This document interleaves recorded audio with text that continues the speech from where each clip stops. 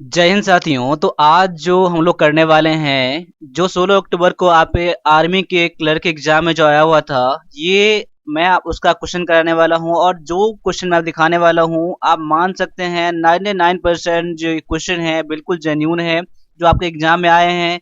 तो देखिए, यहाँ पर हो सकता है कुछ क्वेश्चन आपको देखने में लगे जो मेरे यारों में पूछा नहीं गया था, तो मैं आप बता देता हूँ आपको कि 10 क्वेश्चन इस बार मैथ का आया हुआ था। और इस बार क्या हुआ था कि अलग-अलग एआरओ में कुछ क्वेश्चन जो थे कॉमन थे। मान लीजिए कुछ क्वेश्चन जो ऐसे थे जो हर एआरओ में पूछा गया था, और कुछ क्वेश्चन ऐसे हैं जो उस एआरओ में पूछा गया था और किसी एआरओ में नहीं पूछा गया था। लेकिन ये सारे क्वेश्चन हैं वो जेन्युइन है, और जिस किसी के एआरओ में ये क्वेश्चन पूछा गया है, आप मुझे कमेंट करके यहाँ बता सकते हैं कि ये आपके एआरओ से क्वेश्चन आया हुआ था। और आपको जो भी अभी मैं क्लास कराने वाला हूँ, जो मैं पेपर बनाने वाला हूँ, सारे इसी पैटर्न पर रहेंगे, क्योंकि उम्मीद है कि आपके जो भी आने वाले एग्जाम है आपके इसी पैटर्न पर रहने वाले हैं। तो आपको इस पैटर्न को फॉलो करना चाहिए। जिसका भी एग्जाम 13 नवंबर को है और जन नवंबर के बाद है, उनके लिए देखिए ज्यादा मैं टाइम नहीं लगाता हूँ और स्टार्ट कर लेता हूँ। और क्लास को लास्ट तक वॉच करना है। अगर आप इस बार अग्निवीर बनना चाहते हैं, आर्मी बनना चाहते हैं, तो मेरे हर क्लास को आपको देखना है, यानी कि वन प्लस डिफेंस अकेडमी को आपको छोड़ना नहीं है। जैसे मैं आप लोगों के लिए दिन रात मेहनत करता हूँ, तो आप लोग भी हम लोगों के लिए लाइक सपोर्ट करिए, और बच्चों के पास जितना अधिक हो सकता है क्लास को शेयर कीजिए। तो चलते हैं पहले क्वेश्चन पर। पहला क्वेश्चन देख लीजिए, आपके सामने में आ गया है कि क्वेश्चन क्या पूछा गया था आप एग्जाम में। तो यहाँ पर क्वेश्चन ये रहा। एक क्वेश्चन ये आपका ये है, आपका क्वेश्चन मेंसुरेशन से है। तो मैंने आपको हमेशा की तरह बताया था, इस बार जितने साल मैंने क्लास कराया है, मैथ वाली क्लास जो पेपर मैंने कराया था, मैंने बोला था हमेशा आप फार्मूला को याद करो। कई बार फार्मूला भी एग्जाम में आ चुके हैं। तो आपके सामने में ये क्वेश्चन क्या है, मेंसुरेशन क्वेश्चन है, क्षेत्रमिति का क्वेश्चन है। तो क्वेश्चन ये है कि दो बेलनों की त्रिज्याओं में 2:3 का अनुपात है, और उनकी ऊंचाइयां 5:3 के अनुपात में है, तो उनके आयतनों में अनुपात क्या होगा। देखिए, यहाँ पर क्वेश्चन बहुत अच्छा सा क्वेश्चन है। अब इस क्वेश्चन को मेरे क्वेश्चन बनाने से पहले आप लोग कीजिए। अगर आप लोगों का एग्जाम 13 नंबर है, उसके बाद है, वैसे जितने सारे एग्जाम होंगे ही सब इसी पैटर्न पर ज्यादा उम्मीद है। तो देखिए, इस क्वेश्चन को मैं कैसे सॉल्व करता हूँ। देखिए, सबसे पहले मैं यहाँ दिखा देना चाहता हूँ कि आपका दो त्रिज्याओं का अनुपात है ना। तो पहले का त्रिज्या आप R1 मान लीजिए, बड़ा R, और R2 मान लीजिए, ठीक है। और दूसरे का ऊंचाई है ना, तो दूसरे का ऊंचाई क्या, H1, कैपिटल वाला H1 कर लीजिए, और H2 ये कर लीजिए। अब दोनों का अनुपात दिया है ना, 2:3 कर लीजिए। यहाँ पर आपका है 5:3 है। अब देखिए, यहाँ पर आयतन का अनुपात है। तो आयतन क्या होता है, देखिए यहाँ पर बेलनों का आयतन क्या होता है कि पाई आर स्क्वायर एच होता है। क्या होता है, पाई आर स्क्वायर, फॉर्मूला इसका होता है। अब देखिए, यहाँ पर आयतन का अनुपात क्या होगा, आयतनों का अनुपात। देखिए, मेरे सॉल्व करने से पहले आप लोग सॉल्व करिएगा। ये क्या होता है, पाई आर स्क्वायर एच। तो पहले मैं बड़ा आर करता हूं, फिर इसका छोटा आर, फिर यहाँ पर पाई आर स्क्वायर एच, और यहाँ बड़ा एच है, H1 H2, और यहाँ पर टू मैं कर देता हूँ यहाँ पर। देखिए, यहाँ पाई से पाई कट जाएगा। बड़ा आर क्या है, बड़ा आर का स्क्वायर है। बड़ा आर क्या आपका है, 2 है ना ये वाला। यानी कह सकते हैं कि 2 का स्क्वायर गुना में एच कितना है, तो एच देखिए यहाँ पर H1 ये है ना, 5 ये है ना, तो 5 यहाँ पर कर दीजिए। और यहाँ पर R2, यहाँ पर R2 यानी कि छोटा वाला यहाँ क्या है, 3 यहाँ पर है, तो 3 का स्क्वायर यहाँ पर आ जाएगा, गुना में ये आपका क्या है, एच इसका है ना, माफ कीजिएगा, इसका आपका पहला का 3 तो ये दिया है आपका ये, ठीक है। और दूसरा का एच कितना दिया हुआ है, दूसरा का आपका 3 दिया हुआ है ना, 3 से गुना कर लीजिए। यानी कि आपका कितना हो जाएगा ये, देखिए यहाँ पहले एच आर और एच। तो आर आपका ये था और एच आपका ये था, तो एच मैंने इसमें कर दिया। इसमें आर क्या था आपका, आर था 3, और इसमें हाइट भी कितना था, 3 था यहाँ पर है। देखिए, 2 दूना 4, 5 20 हो जाएगा ये, बटा में 3 3 9 3 27, यानी कि कितना आ जाएगा आपका 20:27 क्या हो जाएगा आपका आंसर। ऑप्शन नंबर ये बी में दिया है। देखिए यहाँ पर आप इस क्वेश्चन को और तरीके से लगा सकते हैं, कोई दिक्कत नहीं है, लेकिन पैटर्न इसका यही है। अब देखिए, जब मुझे पता चल गया कि इसमें इस क्वेश्चन कैसे बना सकते थे एग्जाम में। देखिए यहाँ पर जब आपका यहाँ पर अनुपात पता चल गया कि पाई से पाई कट जाएगा, तो क्या बच जाएगा, आर बच जाएगा और एच बच जाएगा, आर और एच बच जाएगा। तो 12 आर का स्क्वायर है, फिर आपका एच है। तो मैं देखिए कैसे बनाऊंगा एक ही बार में, एक लाइन में। देखिए, कोशिश ये करिएगा कि आप कम से कम टाइम लीजिएगा क्वेश्चन में, क्योंकि 60 मिनट है, तो वहां पर टाइम फिक्स नहीं रहता है वहां पर। तो फिक्स तो वैसे टाइम कम ही नहीं मिलता आपको वहां पर, लेकिन टाइम के अकॉर्डिंग क्वेश्चन बनाने की कोशिश करिएगा। आप देखिए यहाँ पर R1 R2, यहाँ पर H1 और H2। देखिए यहाँ पर बड़ा आर का स्क्वायर, बड़ा आर का स्क्वायर या 2 दूना 4, ठीक है, गुना में छोटा बड़ा एच का ये बड़ा एच हो जाएगा, यानी क्या होता है आर स्क्वायर एच होता है ना, पाई स्क्वायर एच बटा में कितना हो जाएगा, इसका 3 है तो 3 तिया में 9 हो जाएगा, और ये 3 है 3 कर लीजिए, 5 का 20 बटा में 27। अगर आप लोग सॉल्व करके जाएंगे, प्रैक्टिस करके जाएंगे तो इसको ऐसे बना के लाएंगे 20 अनुपात में 27, ऑप्शन नंबर बी में। अब आगे आ जाइए, अगला क्वेश्चन में क्या आया हुआ था, देख लिया यहाँ पर क्वेश्चन ये है कि 45 डिग्री का पूरक कोण क्या है, the complementary angle of 45 degree is. अब देखिए यहाँ पर पूरक कोण किसे कहते हैं, जिन दोनों दो कोणों का योग कितना होता है 90 डिग्री होता है, उसे क्या कहते हैं हम लोग, पूरक कोण कहते हैं। देखिए कितना आसान सा क्वेश्चन आया हुआ था।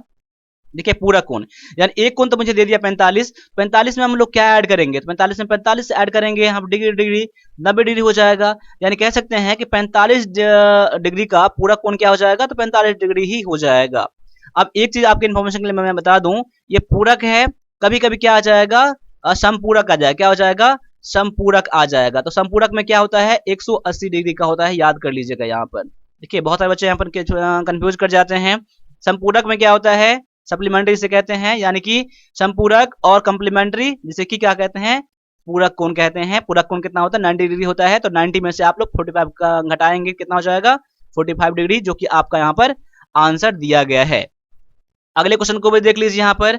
ये क्वेश्चन में बहुत सारे बच्चे क्या है यहाँ पर मिस्टेक करके आ चुके हैं या फिर छोड़ के आ गए हैं, क्वेश्चन कुछ भी इसमें नहीं है। अब देखिए कैसे करना है यहाँ पर, देखिए यहाँ पर इसमें क्या, आप तो इसको ऐसे भी कर सकते हैं, ऐसे भी बना सकते हैं, कोई दिक्कत नहीं है, ये भी आसान तरीका है, लेकिन मैं आपको एक जो इसका कंसेप्ट जो है, जो तरीके से मैं बता रहा हूँ उस तरीके से करने का कोशिश करिएगा यहाँ पर। देखिए हम जैसे कि देखिए यहाँ पर एक विद्यालय में 20 विद्यार्थी है जो गणित या भौतिकी पसंद करते हैं, यानी 20 विद्यार्थी है, या तो वो गणित पसंद करता है या फिर भौतिकी पसंद करता है या फिर दोनों पसंद करता है, कुछ भी हो सकता है इस 20 विद्यार्थी में से। आगे है इनमें से 12 को गणित पसंद है और 4 को भौतिकी और गणित दोनों पसंद है। तो भौतिकी कितने को पसंद यहाँ पर है, देखिए आप क्वेश्चन को और करिए, यहाँ पर 12 को केवल और केवल क्या पसंद है, गणित पसंद है, और 4 को गणित भी और फिजिक्स दोनों पसंद है। तो कितने ऐसे व्यक्ति हैं जिसको केवल भौतिकी पसंद है। तो अब ऐसे क्वेश्चन बनाइए यहाँ पर। अब मान लीजिए कि एक विद्यार्थी में टोटल इतना है ना, या तो ये है, तो क्या कर दीजिए आप लोग एन ए यूनियन बी कर लीजिए। अब मैं ए यूनियन बी नहीं मानता हूं मैं यहाँ पर, इसको मैं हटा देता हूं, यहाँ पर ए बी आप छोड़ दीजिए यहाँ पर, क्योंकि आपका ये नंबर में दिया है ना। अब मान लीजिए एन एम यूनियन पी कर लीजिए। अब देखिए एम क्या रहेगा आपका, एम रहेगा आपका जो कितना मैथमेटिक्स पसंद करता है, एम मैंने इसको मान लिया, और फिजिक्स को मैंने पी मान लिया यहाँ पर, इसलिए ऐसे मैंने कर दिया। बराबर में अब क्या हो जाएगा यहाँ पर, ये हो जाएगा 20 हो जाएगा आपका ये। अब कितने लोग गणित पसंद करते हैं, यहाँ पर देख लीजिए कितने लोग गणित पसंद करते हैं, तो एन एम कितने कर रहे हैं, तो यहाँ पर 12 कर रहे हैं। और यहाँ पर कितने लोग दोनों पसंद कर रहे हैं, तो कह सकते हैं कि एम। अब यहाँ पर ये है कि आपका 4 लोग क्या पसंद करता है, दोनों पसंद करता है, इसमें क्या आ जाएगा एन एम इंटरसेक्शन पी हो जाएगा यहाँ पर, यानी कि यहाँ पर देखिए यूनियन यहाँ पर है, या तो क्या है, या तो मैथ या तो फिजिक्स, लेकिन यहाँ पर क्या है ये दोनों पसंद करता है ना, तो यहाँ पर एम इंटरसेक्शन पी बराबर कितना 4 है ना यहाँ पर। तो आपको क्या निकालना है, आपको एन आपको निकालना है फिजिक्स का निकालना है, तो यहाँ पर क्वेश्चन मार्क कर लीजिए। देखिए इसके लिए फॉर्मूला क्या होता है मैं बता रहा हूँ आपको, यहाँ पर नोट कर लीजिएगा आप लोग, N M union P equal to N M, देखिए यहाँ पर थोड़ा साफ नहीं हो रहा है, एम, और यहाँ प्लस में क्या हो जाएगा आपका, यहाँ पर मैं थोड़ा इसको मैं छोटा में कर देता हूँ यहाँ पर, क्योंकि यहाँ पर थोड़ा जगह नहीं बच रहा है यहाँ पर, मैं कलर चेंज कर लूँ यहाँ पर, इसके लिए फार्मूला मैं फिर से काट के मैं बना रहा हूँ यहाँ पर, एन एम यूनियन पी बराबर में आपका हो जाएगा एन एम हो जाएगा प्लस में ये प्लस में एन, और यहाँ पर हो जाएगा फिजिक्स माइनस में आपका हो जाएगा एन एम इंटरसेक्शन पी हो जाएगा। फार्मूला आपका ये है आपका, ठीक है। यहाँ पे ये कितना दिया हुआ है आपका, दिया हुआ है 20 दिया हुआ है, बराबर में ये दिया हुआ है 12 दिया हुआ है, आपको ये दिया नहीं है फिजिक्स का, और आपको दिया है माइनस में, देखिए माइनस यहाँ पर है, गौर कर लीजिएगा, इंटरसेक्शन यानी दोनों पसंद करते हैं 4। अब क्या हो जाएगा आपका 20 बराबर में कितना हो जाएगा ये 12 प्लस में फिजिक्स हो जाएगा ये, और यहाँ पर माफ कीजिएगा यहाँ पर दोनों घट जाएगा, ये कितना हो जाएगा ये 8 हो जाएगा, कितना हो जाएगा ये 8 हो जाएगा। अब 8 को इस तरफ करना पड़ेगा ना, तो कह सकते हैं एन फिजिक्स कितना हो जाएगा आपका, घटा के यहाँ पर हो जाएगा 12, यानी कि यहाँ पर फिजिक्स पसंद करने वाले कितने बच्चे यहाँ पर हैं, तो 12 लोग हैं, जो कि ऑप्शन नंबर ये बी में दिया है। देखिए बहुत सारे बच्चे क्या करते हैं, ये चैप्टर छोड़ के आ जाते हैं, ये चैप्टर करते भी नहीं है। तो जो आपका पेड कोर्स है मैं आपको उसमें ये भी कराऊंगा लास्ट टाइम में, तो आप इसको भी वेट कर लीजिएगा, मैं कराऊंगा। इसमें देखिए बहुत ज्यादा आपको लेंदी क्वेश्चन नहीं आएगा, इसमें क्वेश्चन लेंदी भी होते हैं लेकिन बहुत लेंदी नहीं आएगा, ऐसे क्वेश्चन आपको मिल जाएंगे लेकिन आप एग्जाम में। अब क्या है अगला क्वेश्चन देख लीजिए कि एबीसी किसी कारोबार के लिए 47,000 अंशदान देते हैं, यानी तीनों मिलाकर कितना देते हैं, 47,000 देते हैं। और क्या करता है इसमें, ए जो है बी से 7,000 अधिक देता है और बी सी से 5,000 अधिक देता है, तो कुल लाभ इतना हो जाता है। 9400 में से बी का प्राप्त हिस्सा कितना है, देखिए यहाँ पर। अब यहाँ पर क्या है, बी का लाभ प्राप्त करने के लिए कि बी ने पहले कितना पूंजी इन्वेस्ट किया था उसके अकॉर्डिंग उसको लाभ मिलेगा। जैसे मान लिया जाए अगर बी ने ज्यादा किया होगा तो बी को ज्यादा मिलेगा, ए ने कम किया होगा तो कम, ए को कम मिलेगा, या फिर सी ने ज्यादा किया होगा तो सी को ज्यादा मिलेगा। ये कैसे करते हैं हम लोग, जब लाभ का अनुपात नहीं दिया रहता है, जितना पूंजी इन्वेस्ट किए रहते हैं वो तीनों मिलाकर जितना जितना, तो उसी का रेशियो बन जाता है, लाभ का अनुपात निकल जाता है। तो पहले ये देख लीजिए इसको बनाएंगे कैसे यहाँ पर। अब कितना कितना क्या है ए बी सी, ये तो पता नहीं है लेकिन इसको कोड भाषा में आपको दे दिया गया है। तो मैं यहाँ मान लेता हूँ कि मान लिए बी का हिस्सा, मैं मान लेता हूँ बी का हिस्सा, यानी हिस्सा बोल सकते हैं या कितना इन्वेस्टमेंट किया है आप अपने अकॉर्डिंग मान लीजिए इसको। मैं मान लेता हूँ एक्स मान लेता हूँ। तो देखिए तो ए का कितना हो जाएगा, तो ए का कितना हो जाएगा यहाँ पर, क्योंकि ए जो है बी से 7,000 अधिक ना है, तो यानी कि बी का तो यहाँ पर एक्स है, तो एक्स से 7,000 अधिक हो जाएगा, ए का हिस्सा हो जाएगा। क्लियर। अब यहाँ पर देख लीजिए क्या है कि आपका सी का कितना मिलेगा, देखो सी के मिलने के लिए कितना हो जाएगा। अब सी को जो है देखिए बी जो है ना सी से 5,000 अधिक करता है, देखिए सी से कौन, बी अधिक है ना, देखिए बी का अधिक है तो सी से कितना अधिक है, 5,000 अधिक है ना, तो बी में से अगर हम लोग 5,000 कम कर देंगे तो क्या निकल जाएगा, सी का आंसर निकल जाएगा। यानी कि बी के भाग से सी का भाग जो है 5,000 कम है। अब यहां पर कह सकते हैं हम लोग कि एक्स प्लस में एक्स प्लस 7,000 और प्लस में एक्स माइनस 5,000। अब मैंने ऐसा क्यों किया, बराबर में 47 ऐसा मैंने क्यों किया, यहाँ पर देख गौर करिए, यहाँ पर ऐसा मैंने इसलिए किया कि ये बी का हिस्सा, ए का हिस्सा और सी का हिस्सा तीनों मिलाकर कितना दिया गया है 47,000 ना, तो मैंने तीनों के साथ जोड़ दिया, मैंने इतना निकाल दिया यहाँ पर। अब देखिए एक्स एक्स एक्स कितना हो जाएगा, 3x हो जाएगा, और यहाँ 5,000 में से 7,000 में से 5,000 घट जाएगा, माइनस में है प्लस में है, तो प्लस क्या होता है 2,000 आपका यहाँ पर हो जाएगा, बराबर में 47,000 आपका यहाँ पर दिया गया है यहाँ पर। अब यानी कि कह सकते हैं कि 3x बराबर कितना हो जाएगा, ये इस तरफ आ जाएगा ना, यहाँ पर कितना हो जाएगा आपका, ये घट जाएगा ना, प्लस माइनस में 45,000 आ जाएगा। यानी कह सकते हैं यहाँ पर ये कट जाएगा, 15,000 से कट जाएगा ना यहाँ पर, तो यानी x बराबर कितना आ गया, 15,000 आ गया यहाँ पर। यानी कह सकते हैं कि b ने कितना इन्वेस्ट किया पेमेंट में किया था 15,000। अब इससे हम लोग क्या निकालेंगे यहाँ पर, देखिए इससे आप निकालिए यहाँ पर, इससे तीनों का आप निकालिए यहाँ पर। मैं इसका पेन का कलर थोड़ा चेंज कर लेता हूँ यहाँ पर।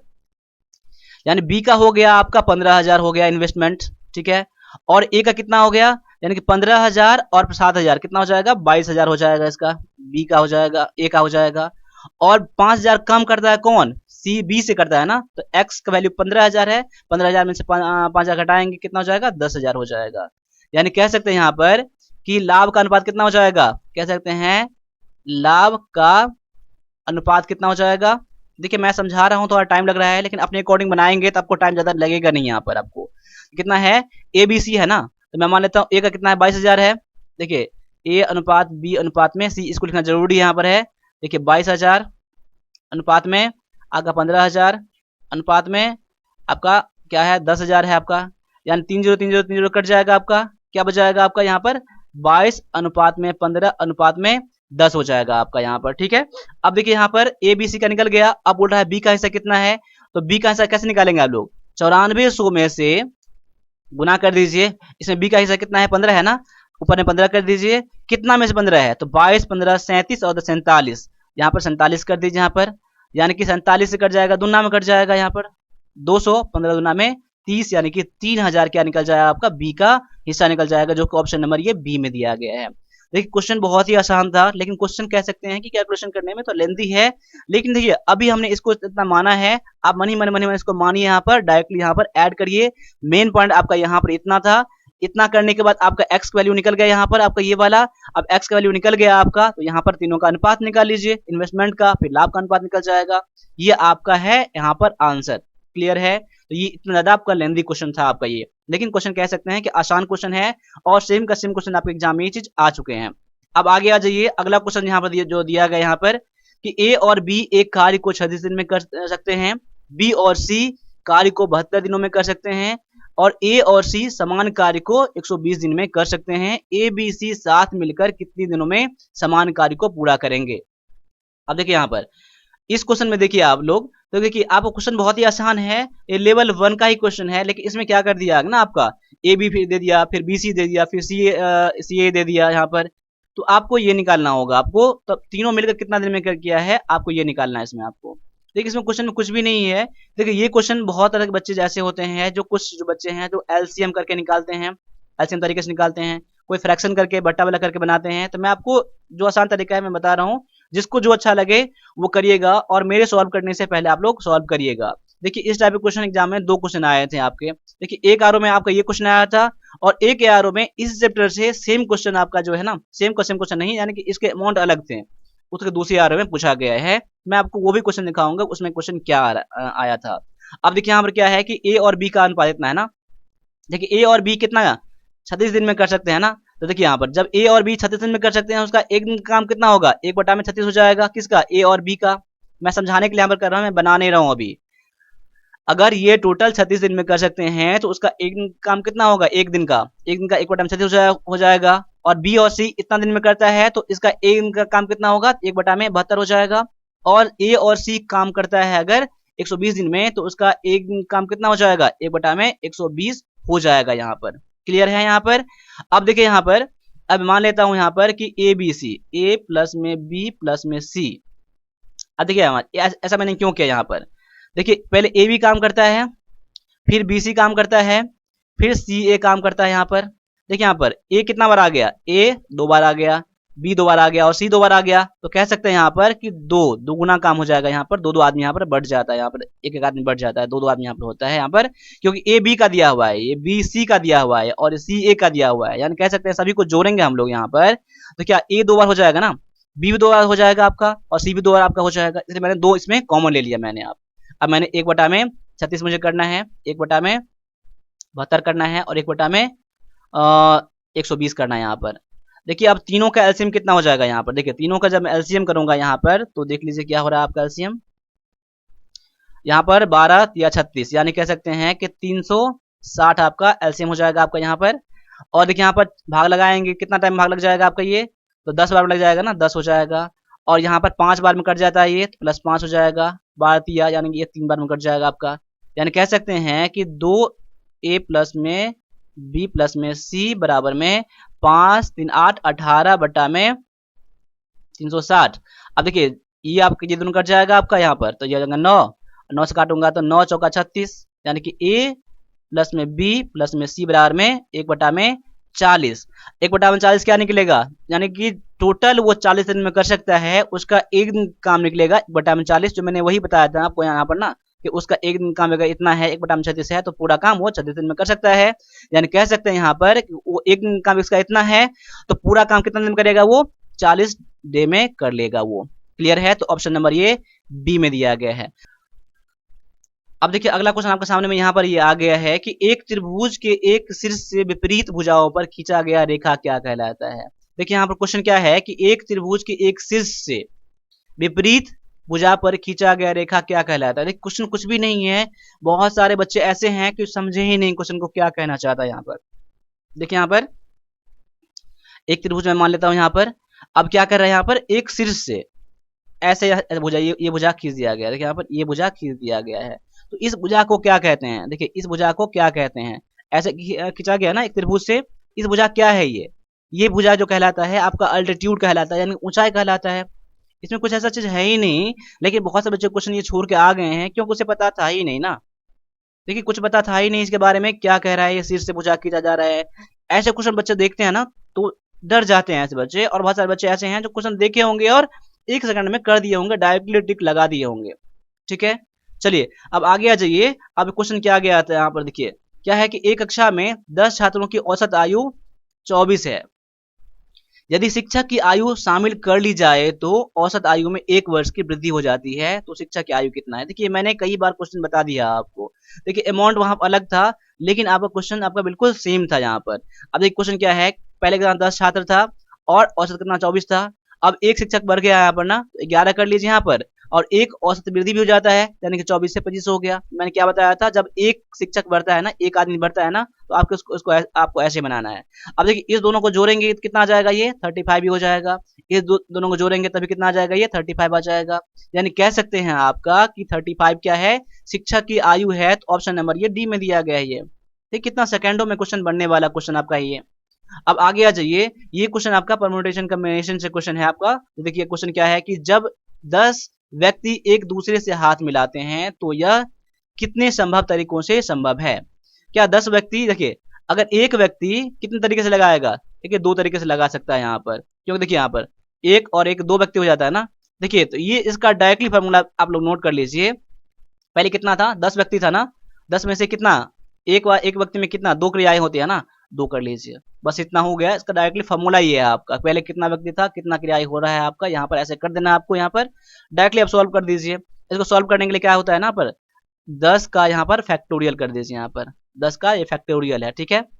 बटा में कितना हो जाएगा, ये 2 है ना, तो 2 का फैक्टोरियल, देखिए 2 का फैक्टोरियल इंटू में कितना हो जाएगा, 8 में से 2 घटा दीजिए, यानी कि 10, माफ कीजिएगा यहाँ पर, तो मैं डायरेक्टली मैंने कर दिया यहाँ पर। इसको ऐसे करना है आपको, 10 का फैक्टोरियल बटा में 2 का फैक्टोरियल, और यहाँ पर 10 माइनस 2 का फैक्टोरियल, ये कितना हो जाएगा, बात वही हो जाएगा, मैंने डायरेक्टली कर दिया। मैंने, बहुत सारे बच्चे समझ नहीं पाएंगे यहाँ पर कि 10 और का फैक्टोरियल और यहाँ पर 2 का फैक्टोरियल और 2 घटाऊंगा कितना हो जाएगा, 8 का फैक्टोरियल हो जाएगा। अब समझ में आ गया होगा आपको।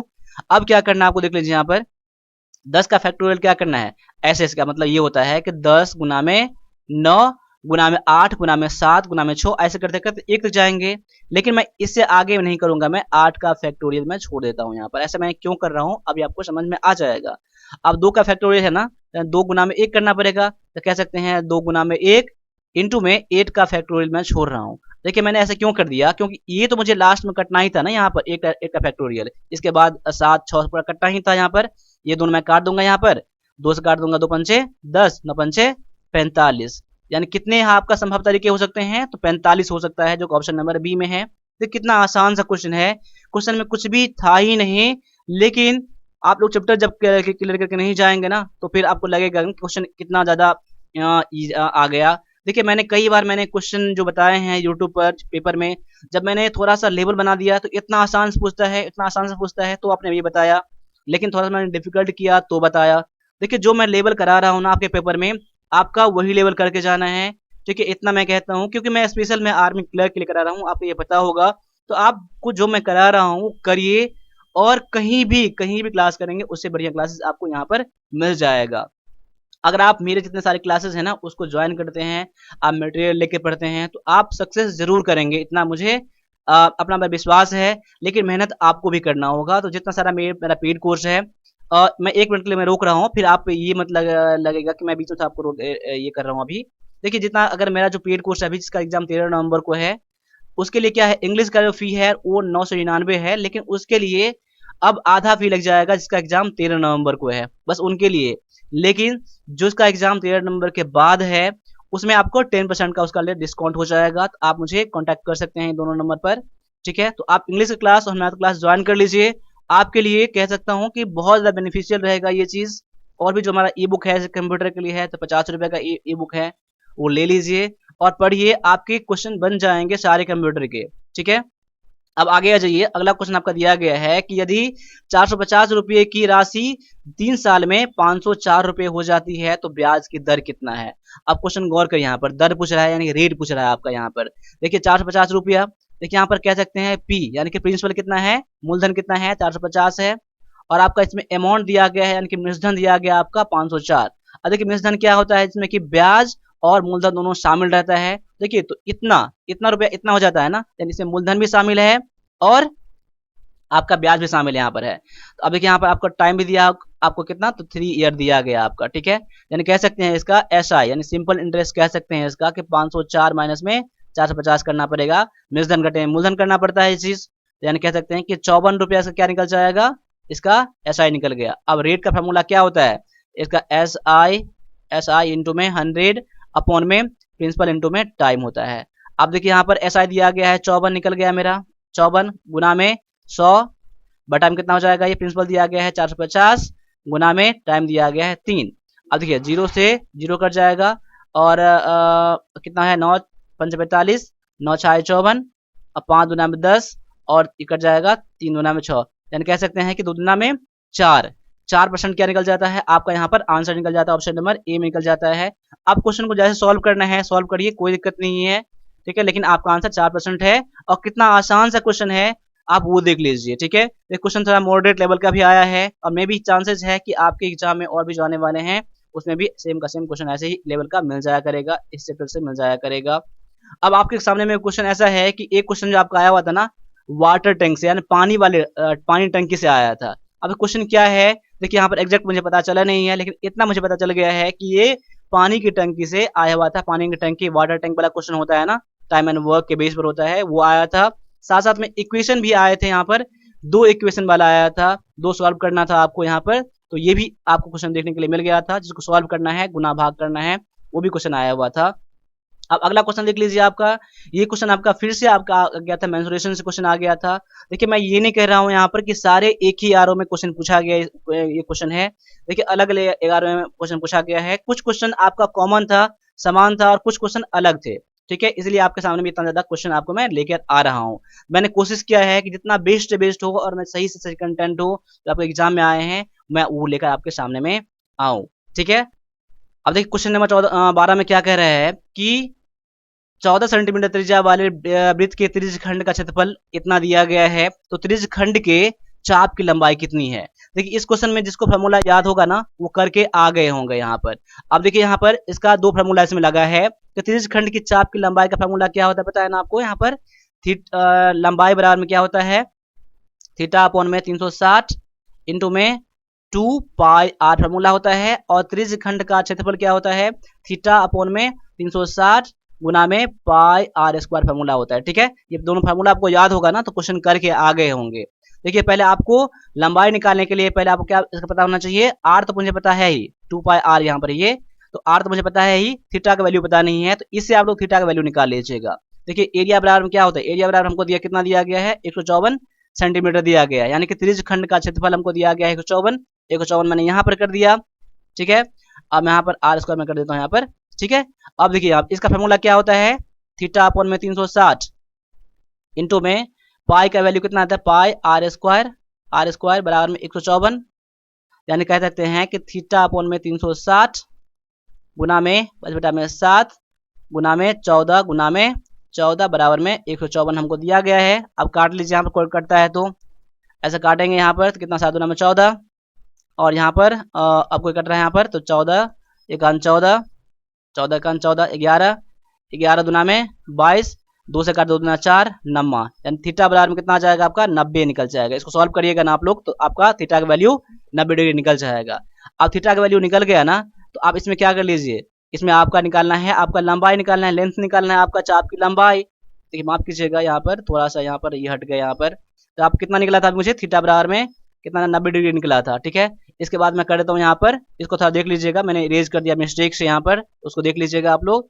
अब थीटा का वैल्यू यहाँ पर 90 डिग्री आपका आया हुआ था यहाँ पर। अब लेंथ थोड़ा मैंने क्या बताया था फार्मूला कि थीटा अपॉन में 360 इंटू में पाई 2 पाई आर मैंने बताया था यहाँ पर, यानी कह सकते हैं कि आपका थीटा का वैल्यू 90 है बटा में 360 गुना में 2 इंटू में पाई का वैल्यू बटा में 7 गुना में आर का वैल्यू 14 दिया गया आपको यहाँ पर, तो 0 0 कट जाएगा, 9 चौका में 36 4 हो जाएगा, 4 से मैं काटूंगा कितना हो जाएगा 2 से काटूंगा 2 दुना में 4 2 से काट दीजिए यहाँ पर तो कितना हो जाएगा 7 हो जाएगा, 7 से 7 कट जाएगा, यानी काट कितना निकल गया 22 सेंटीमीटर आपका निकल गया, जो कि ऑप्शन नंबर ये सी में दिया गया है।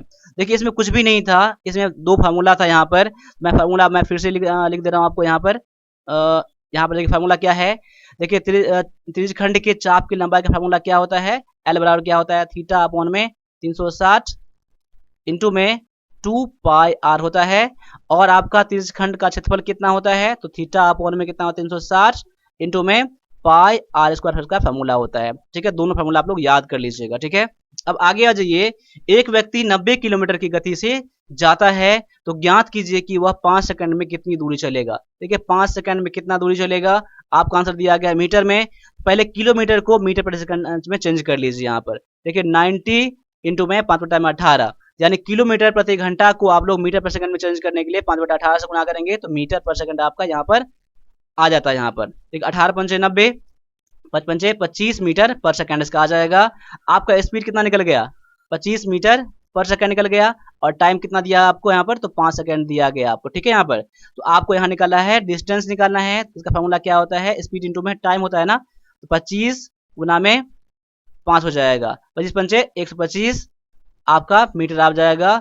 लेकिन यहाँ पर देखिए ऑप्शन में दिया नहीं गया ये चीज, कोई बात नहीं, मैंने टाइपिंग करने में हो सकता है मैंने मिस्टेक कर दिया है, 125 को मान लीजिए। ठीक है, टाइपिंग मिस्टेक यहाँ पर हो चुका है, लेकिन यहाँ पर आपका आंसर इतना है। ठीक है, अब आगे आ जाइए। अगला क्वेश्चन दिया गया आपका, ये मैंने बताया था ना कि इस टाइप के क्वेश्चन आए हुए थे अलग अलग यारों में, लेकिन इसका अमाउंट अलग था यहाँ पर। तो कुछ क्वेश्चन आपका यहाँ पर सेम था और कुछ क्वेश्चन अलग था अलग अलग यारों में, कुछ ही क्वेश्चन अलग था। ये आपका हर सेक्शन में हुआ है, जीके जीएस में भी ऐसा हुआ है, इंग्लिश में भी ऐसे ही हुआ है। किसी में कुछ और पैसेज पूछा गया था, किसी में और पैसेज पूछा गया था, लेकिन जो मैंने पैसेज यहाँ पर आप एग्जाम में आए हैं, एक आया था राजा वाला कानपुर का, एक आया था फ्लैग वाला गांधी जी वाला। दोनों पैसेज जो मैंने कराए हैं, जो पेड कोर्स में ई बुक है उसमें अवेलेबल अभी भी है, आप देख सकते हैं, पहले भी था।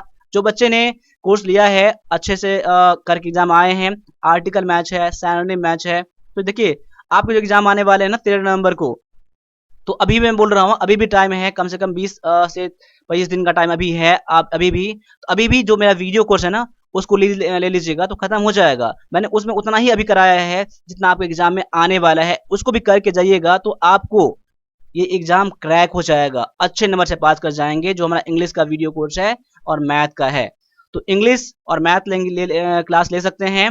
इसके लिए आपको देखिए फी तो इतना है, लेकिन आप लोगों के लिए कुछ ना कुछ छूट मिल जाएगा इसमें। तो अभी के लिए इतना ही रहने दीजिए, मिलते हैं अगले क्लास में, तब तक सभी से फिर से जय हिंद जय भारत।